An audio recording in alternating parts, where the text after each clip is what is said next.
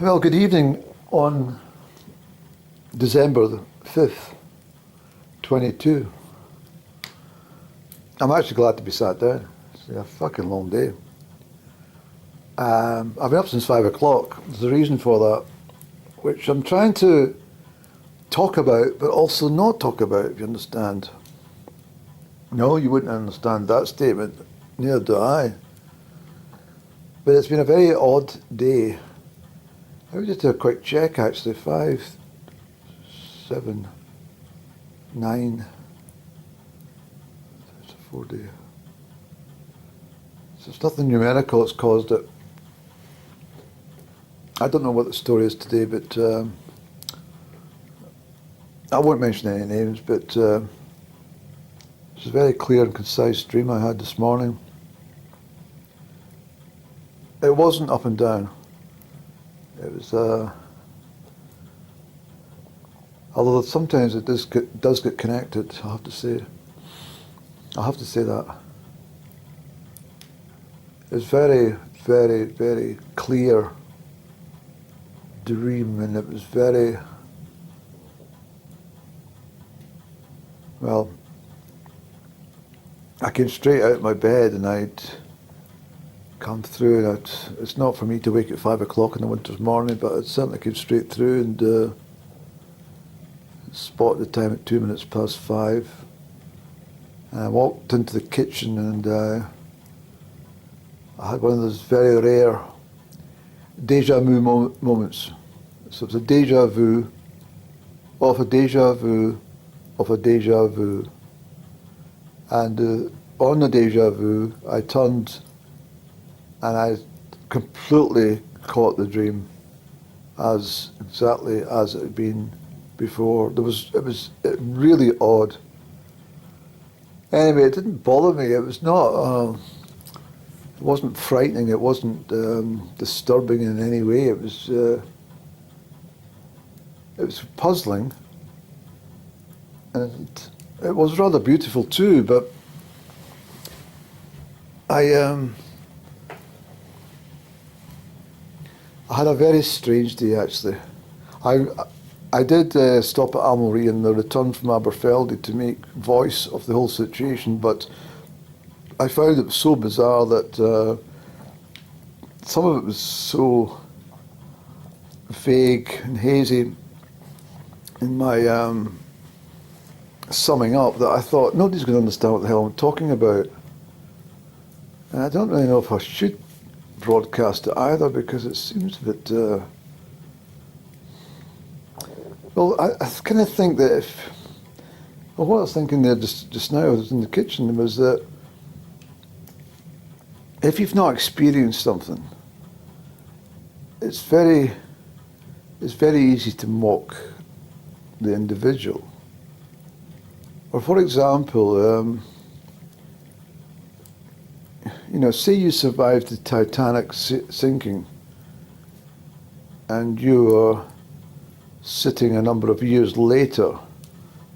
I'm not referring to the movie or anything, I'm just saying that it's probably a fairly good example.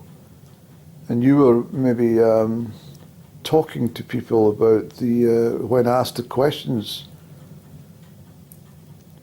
And if you were in a position that you were actually able to retrieve your memories from something of that nature and share that with others, the people listening, unless they had actually been involved in the sinking, could only really imagine what it was like based on your dialogue. And probably it's the same as, I remember my father, who was shot very badly in a platoon in the Second World War over in Holland, and 11 of his mates got killed.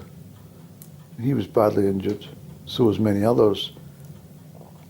But he didn't really talk about it actually much. But when he did share the story in his, in the final years of his life, he was talking about it very candidly, and it's very difficult to imagine just what it was like, because unless you've actually experienced that, you can't draw any conclusion from it. Maybe you can refer to Hollywood or something of that nature, or British war movies or something like that. But what I'm trying to say here is my experiences of late, and certainly from today, well, it puts in the same par as on the 12th of September when I met that old lady, but it wasn't anything like that. Probably the easiest way to put it is I actually felt like I'd travelled through several timelines, all very in quick succession, all within about 20 minutes or less. It was very, very bizarre. It was really, really odd stuff. And I stopped at Amory on my return. I started to make sense of it, so there's some repetition of what I was talking about when I was at Amory in this little bit here by the fireside.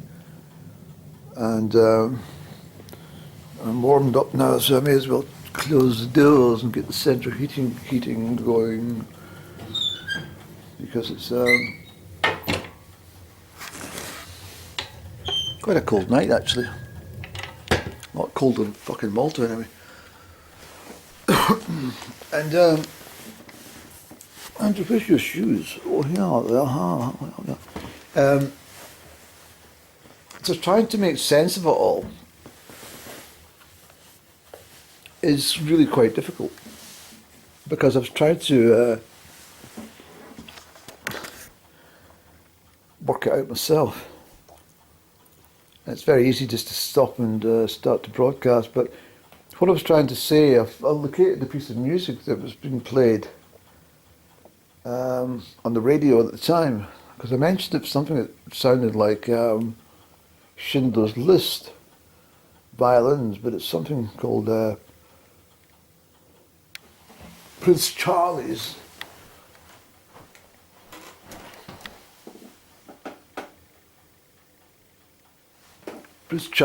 Last View of Scotland, obviously referring to Bonnie Prince Charlie. It was a delightful piece of music. There's my clock key. So, what I'm talking about, Andrew, is my digest of the day has been completely bizarre, and this morning when I woke from that dream, I kind of thought about things, and I thought there must be some sort of astrological event that's causing this kind of stuff, because I'm starting to think it's maybe stress or seasonal affective disorder or something of that nature, but or even missing up and down and stuff like that. But no, seriously, I think that I went on the internet and checked out some astrology, and it was quite fascinating to find that Virgo subjects, as a very professional man said, Saturn and Uranus are having a divide.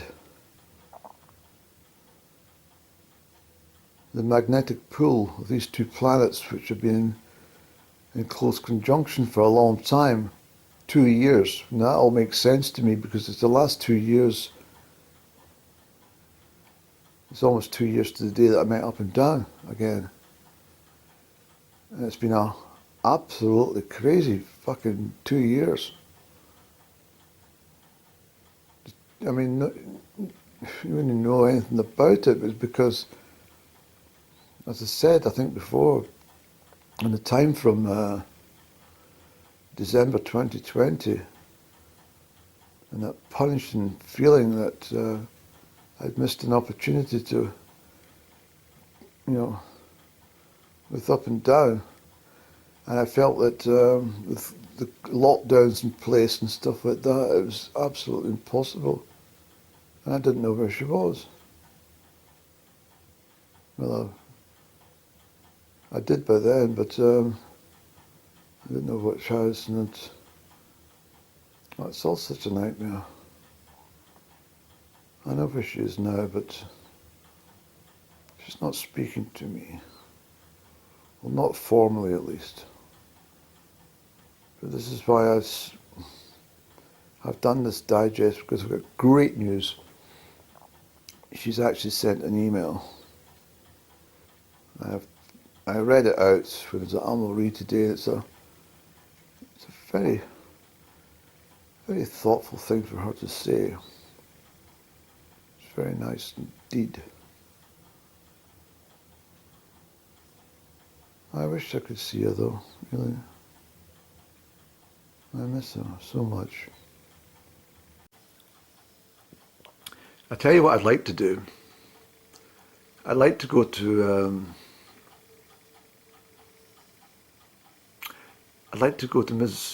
Ms. Up and Down, Ms. Up and Down's house, and say, oh,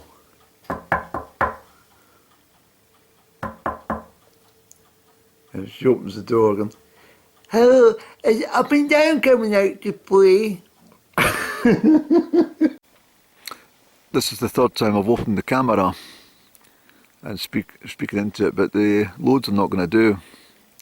Nothing to do with Up and Down or anything, just I just find it too bizarre. It's a lovely day. It's cold, but it's lovely. I've just returned from Aberfeldy, hence why I've been muttering into camera about certain things. I've decided it's just the whole package is just too. It's too odd even for me to put on YouTube. It's absolutely bizarre today. That's all I'm going to say. I'm going to journal it. I've kept a record of it by speaking into the camera, but it's absolutely weird and crazy. And it's very fine out here today. It's very fine indeed. There's a couple just leaving the car park. That's where the banging noises are. But I received a communique from Up and Down. Excuse me. I shall read it. It was an email. I was very pleased to receive it. It's very chuffed indeed, actually. She says, Dear Cretin, she put in brackets, hideous. She says, I do miss you. I've missed you loads. I miss your lovely eyes and your beautiful smile, and I think of you often. But I can't see you. I have a sore toe. She doesn't say if it's the left or right foot, but she says she's got a sore toe and that's why she can't see me. And she goes on to say, yes, I do love you. I've always loved you. Ever since you first kissed me, she says. And it was that kiss that stayed with me and haunted me and caused me to run away to the convent life. This is what she's saying. I thought of you often, and I still do. But time has passed, and I feel it is fruitless for us to endeavour a relationship. And I think to myself, well, are you sure, Up and Down? But at the bottom she says, I would like to see you one more time, because there's many things I want to talk about with you. I'm sorry about the £256,713.63, but I thought it was small change to you. And she's put a couple of exclamation marks. I think she's meant to put question marks. I certainly put question marks when I think of it. Small change. And then she tells me, she says, the 3,000 lira, Italian lira, means absolutely nothing. She says it's a pitiful amount of money when you think about it. And I suppose in a way she's correct. And then she says, as for the £18,000 fur that you purchased in Budapest, she says, I only put it in the recycle bin after there was some frightful people pointing and shouting at me when I was coming out of Harrods in London one day. And she said I was rather shocked that the individuals were making such a fuss over a lovely coat that my charming friend Andrew had bought me. But she says, I do think about you all the time. I sometimes lose sleep thinking about you. And I think about you when I'm making scones. And I'm always thinking about you, and I do miss you. She has at the very bottom, I would love to meet you for my birthday celebrations. What do you have in mind? And that's all she's got. I think this is what she's saying to me. She says, I haven't given up on you. I adore you. This is what I am feeling between the lines. She finds me adorable. I find her adorable. I miss her just as much as she misses me. And I do hope we can meet up. It would be so good for both of us, even just for a short while. Have a little chat. Over some tea or lemonade or something like that. She likes lemonade. Just not too fizzy, but just nice lemonade. And I think that'd be great for both of us. I couldn't resist by buying her another gift today. I thought, up and down would love this gift. I think I'll buy it. And if she doesn't want me to be in touch for her birthday, then, well, I don't know. I don't know what I could do with it. I suppose I'll just go in the trunk with everything else. Pure up and down. Oh yes, and she also put, you are a orangutan.